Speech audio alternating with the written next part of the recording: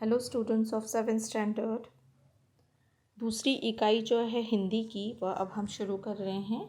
तो इसमें देखिए सबसे पहला हमें दिया है अस्पताल, उसके बारे में चित्र वर्णन है। तो यह देखिए पिक्चर, इसमें हमें क्या क्या दिखाया गया है। आईसीयू एक अस्पताल का चित्र है जहाँ क्या क्या वार्ड वगैरह रहते हैं। तो आईसीयू दिखाया गया है, फिर वार्ड दिख रहा है हमको, फिर कुछ सूचनाएं हैं जैसे रोगी से अधिक बातें ना करें, फिर रोगी से मिलने का समय, उसके बाद यहाँ पर कुछ संदेश हैं जैसे रक्तदान, महादान और नेत्रदान, इस तरह से। फिर सूचनाएं, शांति बनाए रखें और किस तरह का माहौल होता है अस्पताल का, वह पूरा हमें यहाँ पर दिखाया गया है। तो और यह एक और हमें संदेश है, छोटा परिवार सुखी परिवार। यहाँ कूड़ादान दिखाया है, यहाँ पे रिसेप्शन काउंटर दिखाया गया है। तो इस तरह से यह पूरा अस्पताल का एक चित्र वर्णन दिया है। तो इसको समझने के बाद अभी जब हम दूसरी जो कविता है बेटी युग, उसके साथ में ही अस्पताल इस चित्र वर्णन के क्वेश्चन आंसर्स भी हम यहाँ पर आपको देंगे। तो सबसे पहले आप ये चित्र वर्णन देख सकते हैं, उसके बाद हम दूसरी कविता शुरू करते हैं। देखिए कविता 2 है बेटी युग।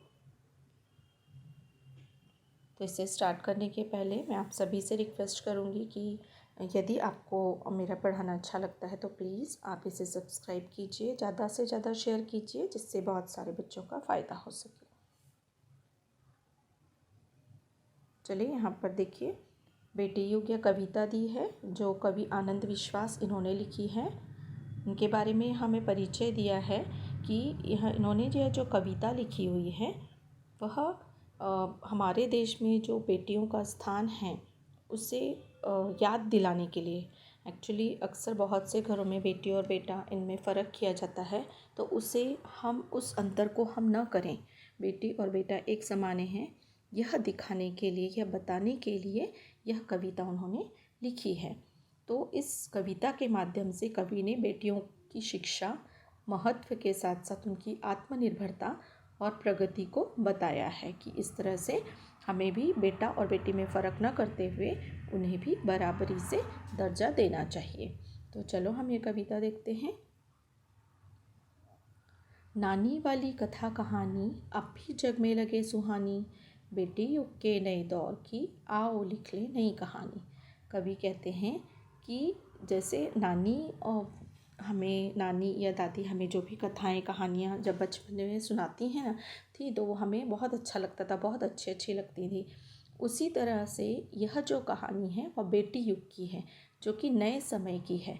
इसलिए हम इसे भी एक कहानी के रूप में लिखते हुए उसे सच में हम बना दें, मतलब सच में उस चीज़ को हम सार्थक करें, यानी बेटी युग को हम सार्थक बनाएं, ऐसा कवि कहते हैं। बेटी युग में बेटा बेटी सभी पढ़ेंगे सभी बढ़ेंगे। कवि कहते हैं कि यह जो युग है बेटियों का युग है, और जिसमें बेटा और बेटी इनका फ़र्क नहीं करेंगे और सभी को समान रूप से पढ़ाएंगे और आगे बढ़ाएंगे। फौलादी ले नेक इरादे खुद अपना इतिहास गढ़ेंगे। आज अगर हम बेटियों को पढ़ाते हैं तो वह भी अपना स्थान उसी तरह बनाती हैं जिस तरह बेटे बनाते हैं। इसलिए कवि कहते हैं कि उनके भी इरादे फौलाद की तरह पक्के होना चाहिए, जिससे कि इतिहास में उनका भी नाम हो। देश पढ़ेगा दौड़ेगी अब तरुण जवानी, नानी वाली कथा कहानी अब भी जग में लगे सुहानी। जिस तरह नानी और या दादी की जो कथा कहानी हमें आज भी अच्छी लगती हैं, उसी तरह अगर हम बेटी युग का यह इतिहास लिखेंगे तो जब देश आगे बढ़ेगा और आगे प्रगति करेगा तो यह भी हमें बहुत अच्छा लगेगा। जैसे देश पढ़ेगा मतलब चाहे बेटी हो बेटा हो, हर एक को बराबर से पढ़ाई करना पड़ेगी। और इस तरह से जब सभी पढ़ेंगे और सभी आगे बढ़ेंगे तो हमारा देश भी प्रगति करेगा।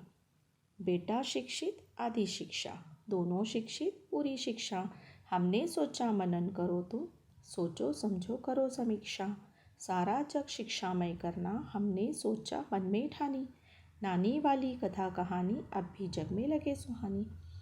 कवि हमें समझाते हैं कि बेटा शिक्षित आदि शिक्षा, अगर हम बेटे को पढ़ाते हैं तो समझो कि हमने आधी ही शिक्षा दी है।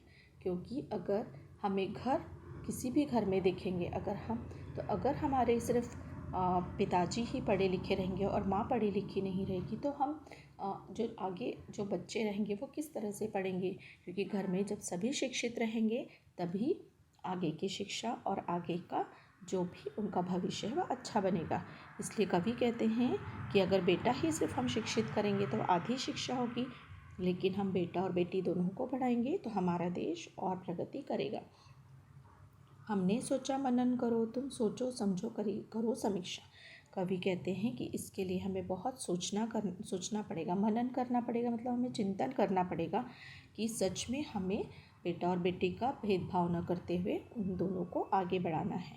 सारा जग शिक्षामय करना, अगर हम दो बेटा और बेटी दोनों को एक साथ पढ़ाते हैं तो पूरा ही विश्व क्या होगा, शिक्षामय हो जाएगा, सभी को शिक्षा मिलेगी।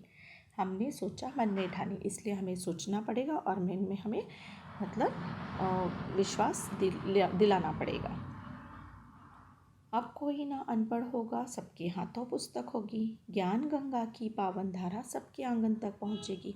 अगर सभी को शिक्षा बराबरी से मिलेगी तो कोई भी अनपढ़ नहीं होगा, सबके हाथों में क्या होगी, पुस्तक होगी, मतलब सभी पढ़ रहे होंगे।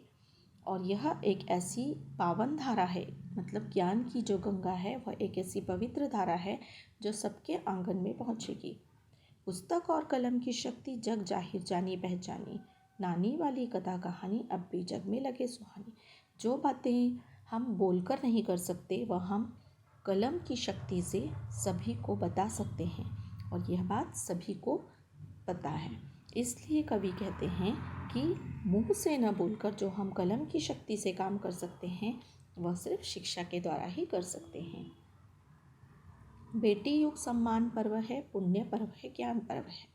बेटी युग मतलब जिस युग में सभी बेटा बेटी पढ़कर आगे बढ़ेंगे तो सच में हमारे लिए एक सम्मान का उत्सव होगा।